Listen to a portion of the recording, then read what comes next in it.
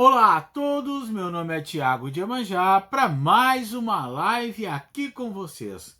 Sempre ressaltando e afirmando a minha satisfação de estar conversando aqui com vocês. A Umbanda, meus irmãos, é uma religião maravilhosa, né? A gente sabe disso, né? E trazer conteúdo aqui para vocês, trazer situações que vocês, de uma certa forma, precisam para se abastecer. Deixa eu só ajeitar aqui. Era aí um pouquinho, assim. Abastecer para que a gente possa dar para vocês um melhor trabalho, isso para mim é muito gratificante. Sempre lembrando a vocês que tudo que eu trago aqui refere-se à minha formação religiosa, ao meu conteúdo e à minha opinião. Eu não coloco aqui para vocês, por exemplo, nenhum tipo de condição que vá denegrir alguém, entendeu? Porque eu acho assim, gente, é muito feio a gente falar de alguém e se alguém não pudesse defender, né? É muito feio, né? Porque a gente sabe que aquela pessoa não tá ali para se defender. Então eu não misturo amizade com religião. Eu tenho muitos amigos religiosos. Às vezes pensam assim, Thiago, tu não vai me citar nos teus vídeos? Não, aqui não é um vídeo para ser citado. Aqui é um vídeo para a gente conhecer religião, né? O conhecimento. E esse conhecimento ele vai de encontro a um estudo, entendeu? Para que a gente possa, de uma certa forma, melhorar o nosso trabalho, entendeu? Dito isso, passada a introdução, vamos lá. O que eu vou trazer para vocês hoje? Por que eu dei essa introdução toda? Porque hoje, gente, hoje na nossa Umbanda e em outras religiões também, tá?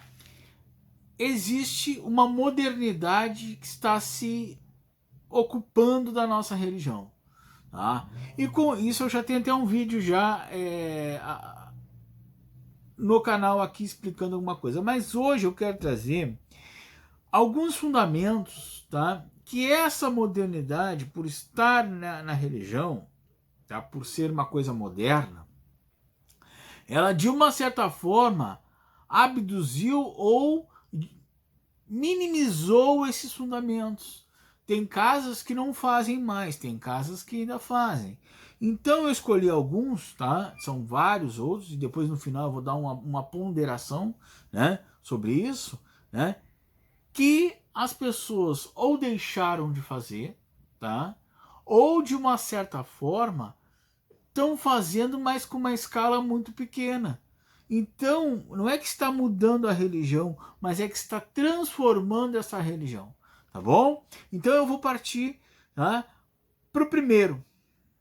E muito, eu até já fiz vídeos sobre isso, tá? Sobre a questão do ponto riscado, né? Por quê? Porque, gente, vejam comigo, vocês são inteligentes, tá? Vocês são extremamente inteligentes, né? Vocês sabem que nós, seres humanos, nós temos uma identidade, né? Nós temos o nosso nome. Quando eu vou lá e escrevo meu nome lá, né? Eu tenho a minha identidade, eu tenho como é que diz? Até mesmo o meu polegar com a minha impressão digital, né? Cabe ao caboclo, cabe ao guia ter o seu. Ora, no ponto riscado é ali, eu já falei isso em outros vídeos, é ali que ele vai se identificar para a corrente mediúnica, para o zelador, para aquela pessoa que está comandando aquela gira. Eu não vejo de outra forma, entendeu? Ah, mas tem zeladores, como eu já falei em outros vídeos, que costumam pré-denominar esses caboclos. Isso é errado. Isso é errado porque a gente não, por exemplo, é que nem eu chegasse numa festa, tá? E a pessoa, em vez de me chamar de Tiago, chamasse de Flávio. Ora, não vou atender aquela pessoa. Meu nome é Tiago, né? Então, dar ao nome, entendeu? Ah, mas muitas vezes as pessoas querem que o caboclo seja caboclo X, por causa de algumas coisas da casa. Errado também, eu já expliquei isso no outro vídeo. A autonomia da energia ela tem que existir, porque senão a gente cria, né, uma coisa tipo massa de bolo, receita de bolo. E não é assim, gente. E o ponto riscado, ele é fundamental, porque ali ele vai dizer qual é o orixá que ele pertence, qual é a linha que ele trabalha, qual é se ele é de água, se ele é de terra, se ele é de fogo, se ele é de ar, se ele vem bradando, se ele é de Oxóssi, de Oxum, de Ansan, se ele tem uma lua, se ele tem um coração, se ele tem uma flecha, se ele tem uma machadinha. Então ele vai se identificar, ele vai dizer, ele vai convalar ali. É o modo de expressão daquele caboclo ali, tá? Outra coisa, gente, que também está se perdendo. O Amaci. Por incrível que pareça, o ritual do Amaci, que é algo que nós da Umbanda nós temos o maior carinho, porque é onde nós nos fechamos, nós nos reforçamos, nós iniciamos na Umbanda. O Amaci, existem inúmeros tipos de Amaci. Por que inúmeros tipos, Thiago? Porque o Amaci é o ritual. O Amiró, que é o sumo da erva, que é aquele verde que sai, o sangue verde, aquilo ali, cada erva tem o seu Amiró. Cada erva tem a sua força. Cada orixá tem a sua erva. Ora, então se eu sou de Iemanjá, eu tenho as minhas ervas de Iemanjá. Se eu sou de Ogum, eu tenho as minhas ervas de Ogum. E está se perdendo, porque muita gente hoje em dia prefere colocar Axorô, sangue, no caso, né, para o cruzamento. E isso é errado na Umbanda. Nós não fazemos rituais de sacrifícios. Por que inserir algo que para nós da Umbanda, tá, não é nosso? Aí vocês vão me perguntar, tá, Thiago, não é de vocês, mas aí tu joga búzios. Mas o meu búzio, ele é cruzado com erva. Mas o búzio que eu defendo é um búzio relacionado com os orixás e com a doutrina da Umbanda. Ele é preparado com amiró de ervas. E um ritual de Amaci, porque todo ritual de reforço e reenergização do médium, das imagens, do búzio, das guias, é denominado Amaci. O Amaci, ele é... Se a Pemba ela é fundamental, imagine o Amaci. Sem o Amaci, nós não podemos e não vamos conseguir fazer nada. Nós não temos autonomia para nem chamar uma entidade se nós não temos um Amaci.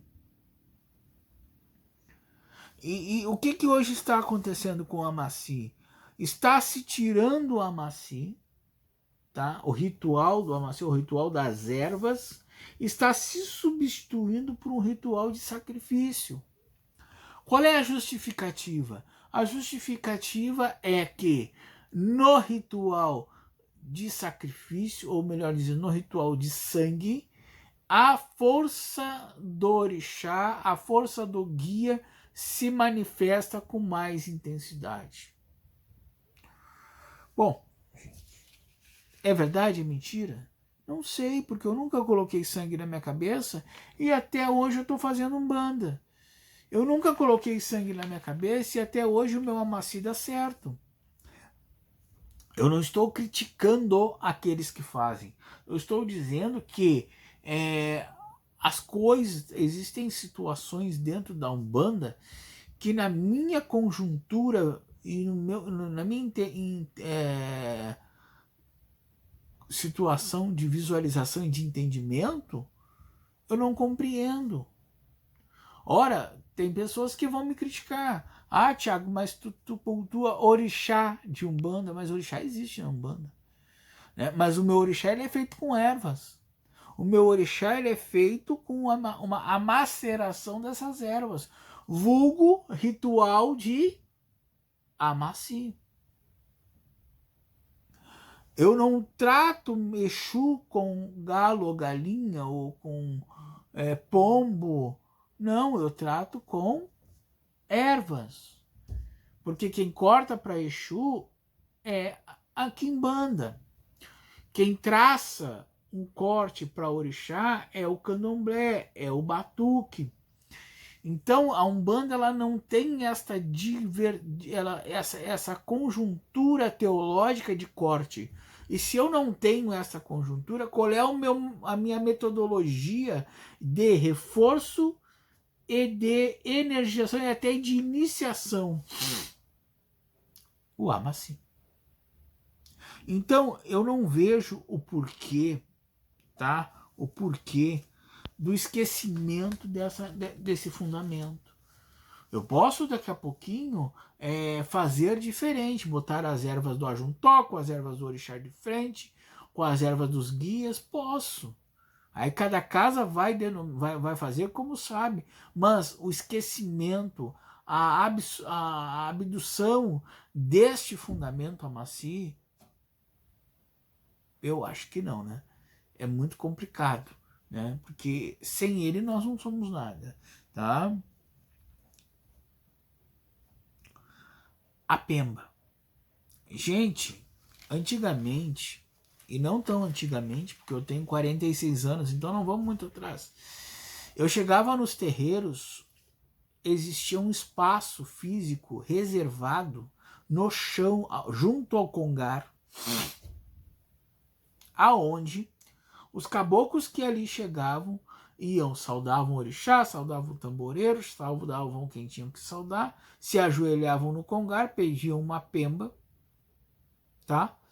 E esse riscava o ponto. Ali e firmava uma ponteira, porque gente, tem gente que não conhece o que é ponteira. E eu, opa, né? Hoje em dia a gente tem umas madeirinhas quadradas assim, né? Porque às vezes o chão é de alvenaria, né? E a gente ali risca aquele ponto ali naquela madeirinha e crava a ponteira no meio. Isso quer dizer o quê?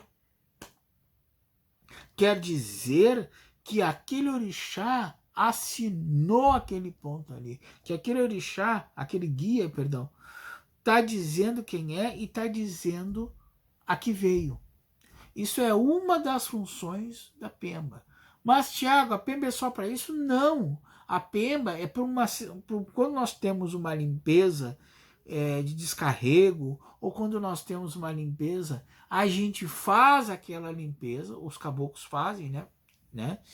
E ao final daquela limpeza, a gente faz a marcação daquela pessoa nas mãos, nas fontes, atrás do pescoço e nos pés, para que aquela pessoa saia identificado que ali ela fez um trabalho de limpeza.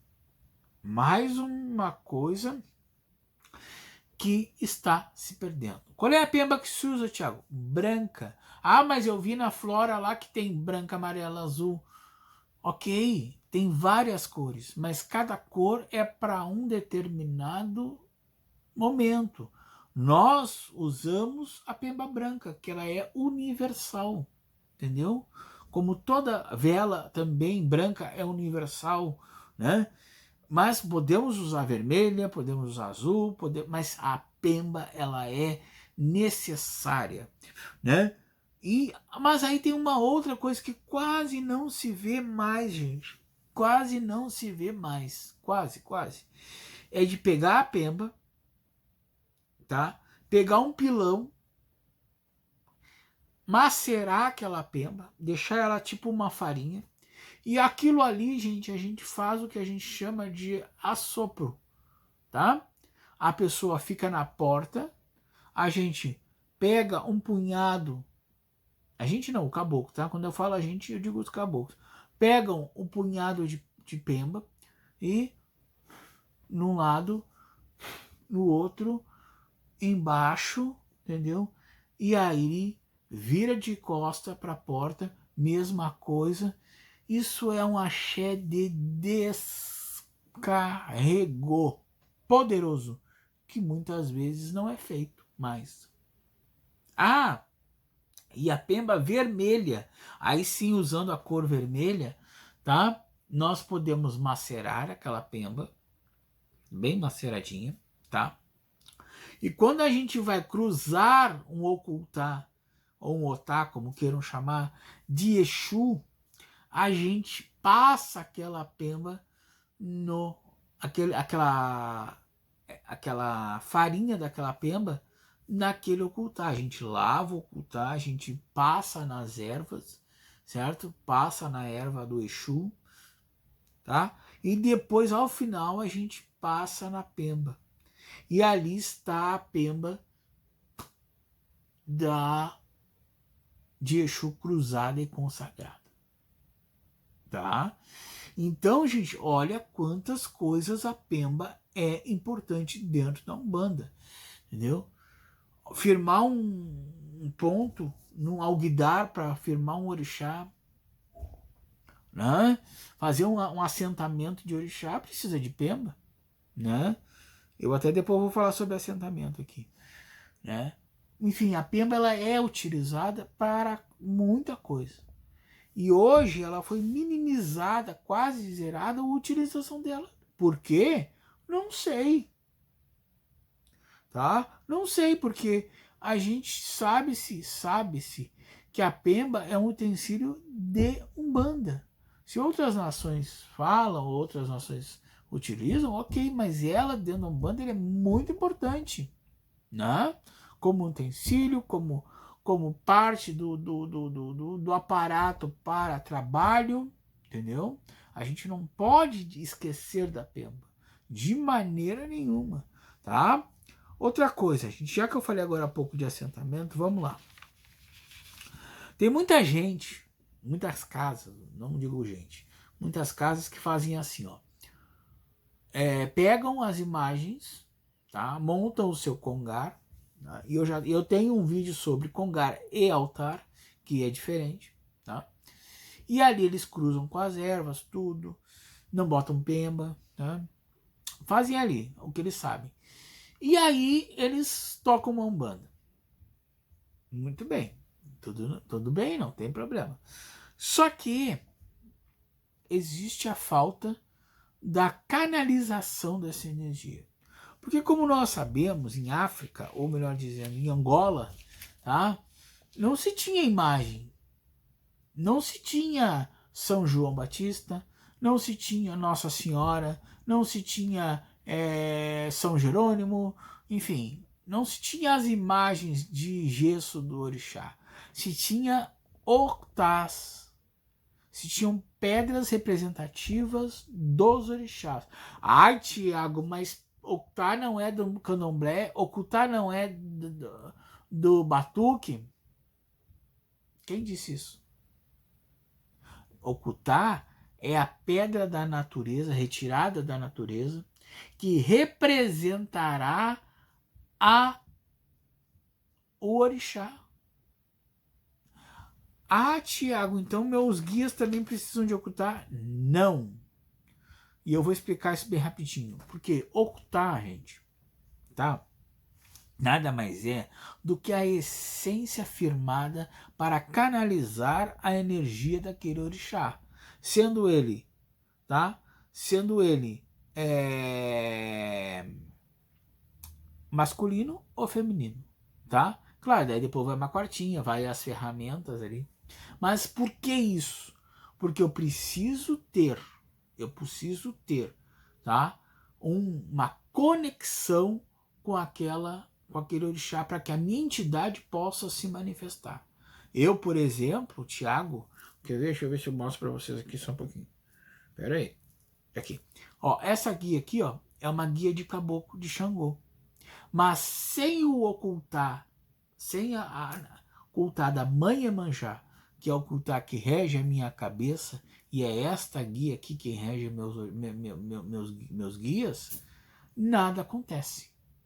Nada acontece. Entendeu? Eu jamais posso, ou jamais devo, vamos dizer assim, ir numa gira de Umbanda sem a minha Mãe Iemanjá. Não vou, não, nem entro na gira. Entendeu? E o assentamento tem que estar limpo, tem que estar pronto para que eu possa estar tendo todas as condições principais para mim poder. Ah, Tiago, mas então eu tenho que ter os 10 assentamentos de santo? Então, se eu tenho uma terreira de Umbanda, aonde eu vou chegar os caboclos daquela casa, e eu posso chegar caboclo de Oxum, caboclo de Ançã, caboclo de todos os 10 orixás, sim, eu tenho que ter os 10 orixás, e cada orixá tem que ter o seu algodar com a sua pedrinha, com as suas coisas, cravadinha ali nas ervas. É assim que eu aprendi, é assim que eu faço. Tá? Se outra pessoa disser, ah, Thiago, tá errado. Bom, mas eu aprendi assim e tá dando certo. Tá? Né? Ah, mas e para jogar precisa? Aí é que vem a diferença. Para jogo, você vai ter o seu orixá. No meu caso, Iemanjá, entendeu? Tá? Mas não quer dizer que o dia que eu tiver a minha terreira, eu não vou precisar, entendeu? Ter o restante dos 10 orixás, representados por um ocultar, por uma vasilha, aonde eu vou assentar. Ah, mas então tu vai fazer a tua cabeça. Não, gente, porque eu não vou iniciar, eu não vou, como é que ser filho do orixá, apesar que eu me considero filho de Iemanjá, mas eu vou iniciar na Umbanda, tá? Quando eu inicio na Umbanda, peraí, eu recebo isso aqui, ó, o cordão de Oxalá, tá? Que é a iniciação, o pai de todos. Ah, mas isso tu é de Oxalá. Bom, se sou de Oxalá, no futuro eu vou receber uma guia de Oxalá de Imperial, quando eu assim completar meus 7 anos. Antes disso, eu vou ter a minha de Oxalá e vou ter a minha de Caboclo, entendeu? E de Preto Velho, né? Porque são os pretinhos, né?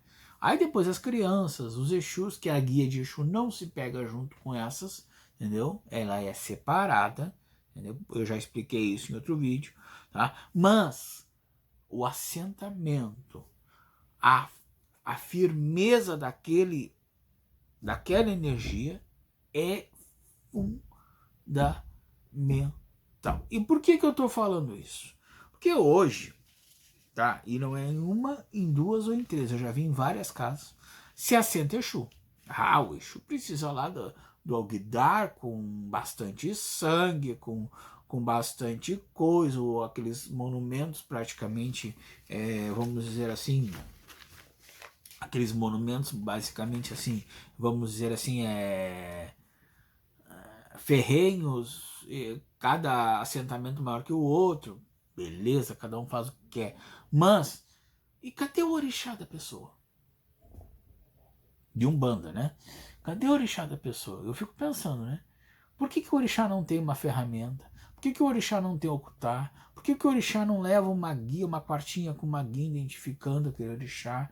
Por que o orixá não leva o búzio, já que aquela pessoa joga? Porque, gente, meu assentamento tem búzio. Tem 8 búzios porque são 8 contas de Iemanjá. Se fosse Ogum, seria 7. Se fosse Xangô, seria 6. Então, na minha preparação, no meu entendimento e naquilo que eu conheço e daquilo que eu pratico, cada assentamento de orixá tem a ferramenta, o ocultar, uma guia, tá? É uma guia simples, porque não é uma guia, né? Por quê? Porque eu preciso ter a energia focada naquilo ali. Por quê? Porque a imagem do orixá, a imagem que a gente compra ali, a Nossa Senhora, vamos citar assim, Nossa Senhora da Conceição, que é o Oxum, ali é uma representação.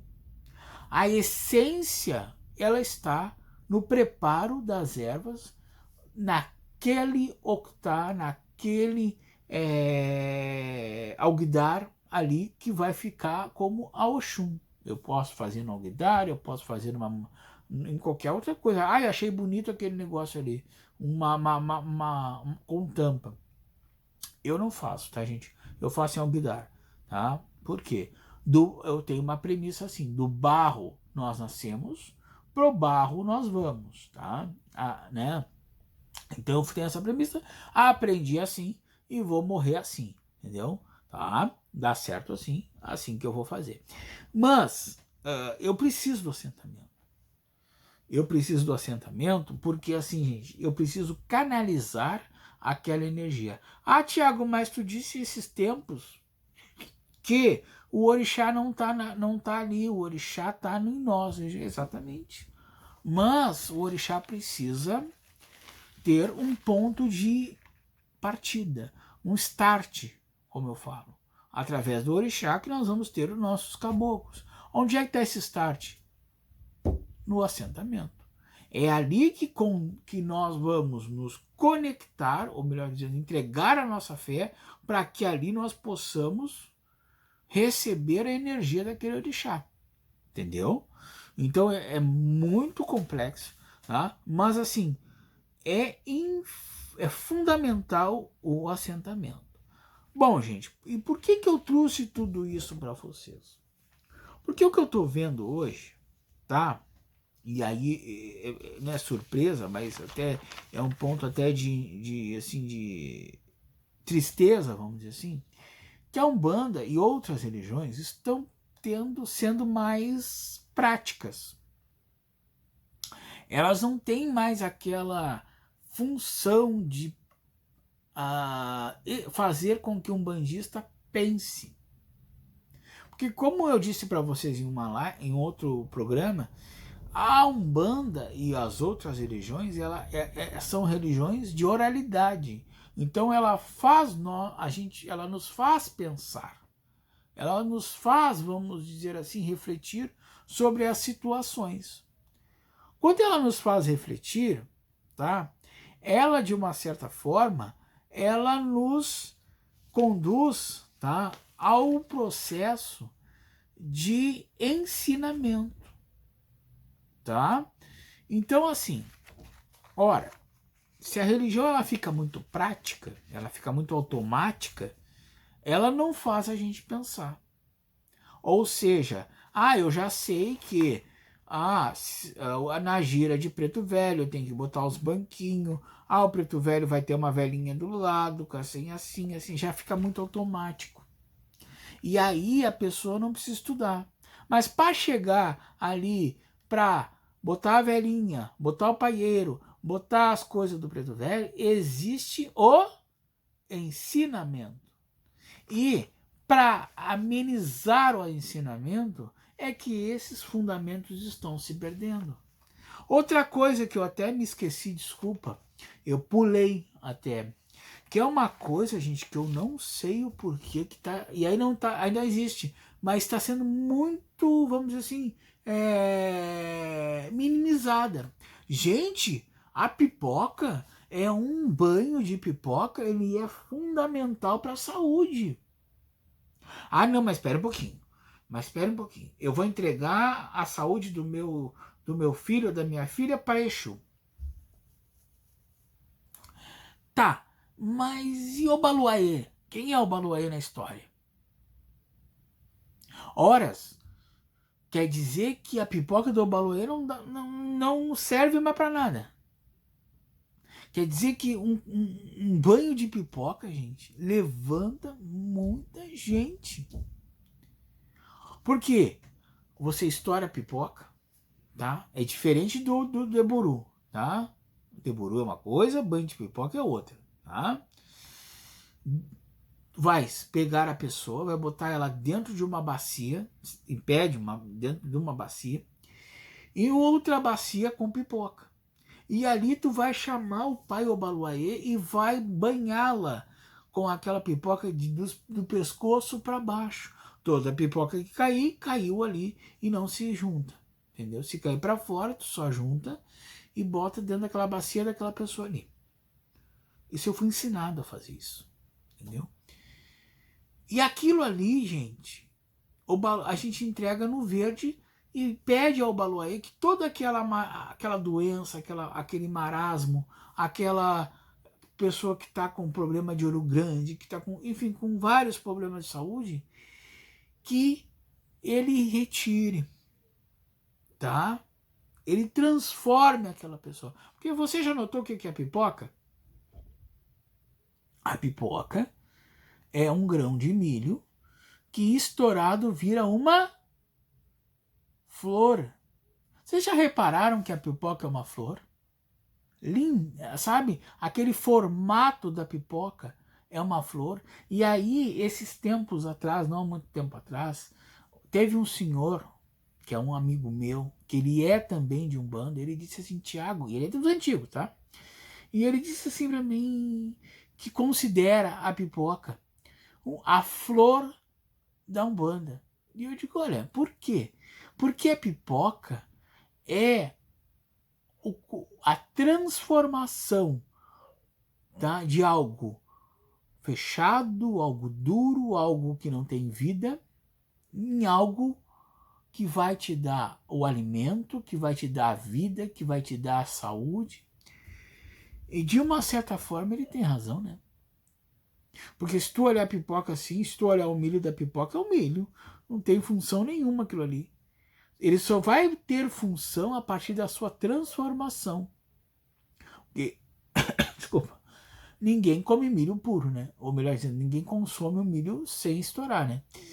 E ali tu vai ter uma transformação, né? Tu vai ter uma transformação, né? E aí é que vem a importância. Não é que esteja desaparecendo, é que as pessoas estão largando, estão entregando muito para Exu. Gente, Obaluayê, tá? Obaluayê é um orixá maravilhoso. Ele é um orixá de transformação. Ele não é um orixá só da saúde, da doença. Não. Ele é um orixá de transformação. Ah, eu preciso transformar a minha vida. Eu preciso dar um giro de 90 graus. Obaluayê.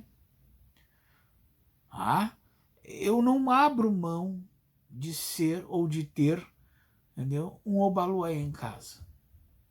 Entendeu? Porque a saúde, por causa de transformação, por causa de movimento, porque, mas movimento não é Obaluayê, movimento é Ogum, tá? Mas se eu só vou me movimentar para onde se eu não transformar minha vida? A gente precisa transformar a vida da gente, né? Então, o Obaluayê é a transformação, é a mutação da terra, é aquele orixá que pega um punhado de terra e consegue transformar em algo verde, em algo bonito. Ou, da mesma forma, pega algo bonito, pega algo vistoso e retira aquela energia daquilo ali para poder se abastecer. Entendeu? É a transformação, é a passagem, muitas vezes, do vivo para o morto e do morto para o vivo. Entendeu? Então, é muito importante. E a pipoca, olha, a pipoca nada mais é do que quando a gente estoura uma pipoca, a visualização do que uma hora é milho e daqui a pouquinho é uma flor. Né? E banho de pipoca, que eu tinha me esquecido de falar, né? É exatamente isso. É a transmutação da vitalidade, da falta de vitalidade em vitalidade. Aquela pipoca depois ela é despachada, entendeu? E a pessoa sai descarregada, entendeu? Energizada, entendeu? Entendeu? O consulente, ele sai muito melhor. E não é só o consulente. Nós, de Umbanda, nós podemos tomar banho de pipoca. Ou é proibido, né? Não, gente, a gente tem que tomar banho de pipoca. No mínimo uma vez por semana, para que a gente possa sair transformado, modificar das nossas energias. Porque muitas energias negativas concentradas. A gente tem que modificar, a gente tem que transmutar essa energia para que essa energia possa continuar servindo para as pessoas. Entendeu? Tá? E eu acho que aí eu trago para vocês, tá? Dentro desses temas, desses tópicos todos que eu falei, tá? Uma coisa que está também se perdendo. A força dos orixás. Ah, mas que isso, Tiago? Calma que eu vou explicar. O que é Ogum na tua vida? O que é Xangô na tua vida? Xangô é só justiça? Sim, mas como é que tu bota isso no teu dia a dia? Ogum não é que tu tem que brigar o dia a dia. Não, Ogum é que tu vai prosperar em vencer as demandas do dia a dia. É tu te preparar para poder ter o olhar e a determinação para te poder superar os obstáculos. Oxóssi, eu tenho um objetivo para alcançar, eu vou me preparar, me ajustar para poder conquistar aquele objetivo. Com Ogum eu vou lutar, vou buscar, vou trabalhar, e com Oxóssi eu vou conquistar.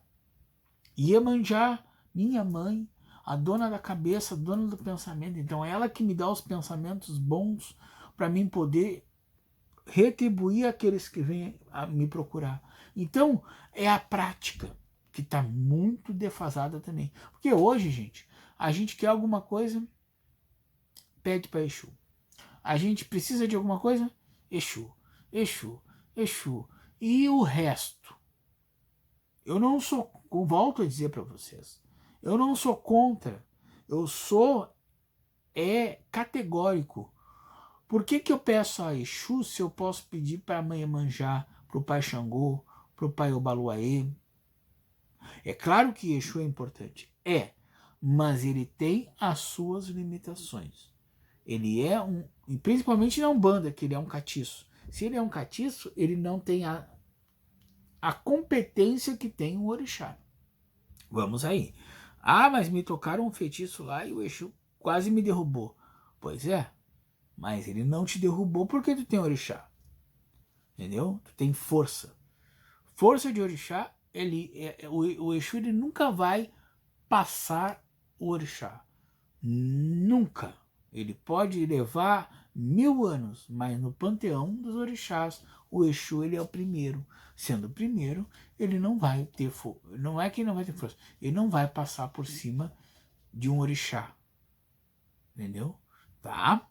Que seja isso bem explicado. Tá? Tem outras. As pessoas podem falar o que quiser. Foi assim que eu aprendi, é assim que eu estou passando para vocês. Agora, tá? Agora, eu, Tiago de Iemanjá, tá? Eu não abro mão de pedir as coisas para os meus orixás. E por que eu não peço para Exu? Porque o Exu na Umbanda, ele é catiço. Ele serve, na minha opinião e no meu ensinamento, para descarregar, para tirar as energias ruins e liberar o espaço para que os orixás possam vir e trabalhar. Os caboclos, no caso, que são enviados os orixás. Agora, além disso, além as famosas amarrações ou as famosas os famosos amores, enfim, isso eu não creio que o orixá vá permitir de fazer. Ponto. Respeito quem faz, mas eu, Tiago de Iemanjá, não conheço, tá? Não aceito e não vejo o porquê fazer. E a doutrina da Umbanda que eu sigo não faz, tá? Bom, gente, eu acho que ficou bem bom, tá? Eu acho que ficou bem bom. Até porque, tá? Isso aí é um tema, isso é uma coisa que está se perdendo, gente. Se você chega numa terreira, às vezes até defumação não tem mais. E a defumação é a primeira limpeza que se faz dentro do terreiro com os consulentes e com os médiuns para que o ambiente fique limpo para aquele processo todo que vai acontecer de culto que vai acontecer ali. E muitas casas não fazem mais defumação. E eu me preocupo no sentido assim que nós vamos chegar aonde? Nós vamos chegar numa religião que daqui a pouquinho chegou, incorporou, pá, e vamos lá? Não, gente, precisa ter um processo de começo, meio e fim. Tem dogmas, tem fundamentos que não podem ser esquecidos, senão a gente vai parar aonde? Numa religião automática? Não, né? Não é isso que nós queremos, né?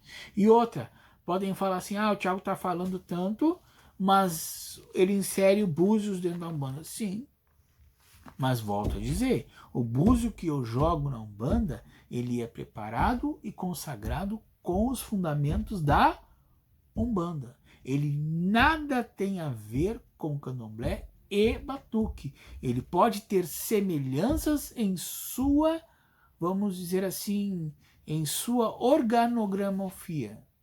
Falei errado, desculpa, gente. Em seu organograma, tá? Ou seja, ele tem orixás parecidos, ele tem uma leitura parecida. Mas em termos de fundamento, tá? Em termos de fundamento, em termos de contextualização, ele é totalmente diferente. Porque existe uma erva que se macera para o cruzamento dos búzios, existe uma erva que se macera para o cruzamento da guia imperial que ali está, ou de se tu não tem uma guia imperial que tu faz que nem eu tenho, que é cada orixá representado por uma guia, tu vai cruzar na erva de cada orixá, ou na erva do teu orixá de cabeça, de frente, desculpa, entendeu? Tá? Então, assim, é erva. Não, mas não sei o que. Não, é erva. Teve gente que me para na rua às vezes, e é normal, eu respondo com o maior carinho, entendeu? E que diz assim, Thiago, eu nunca vi jogo de búzios na Umbanda. Tudo bem, faz parte. Mas o jogo de búzios não é do batuque, não é do candomblé?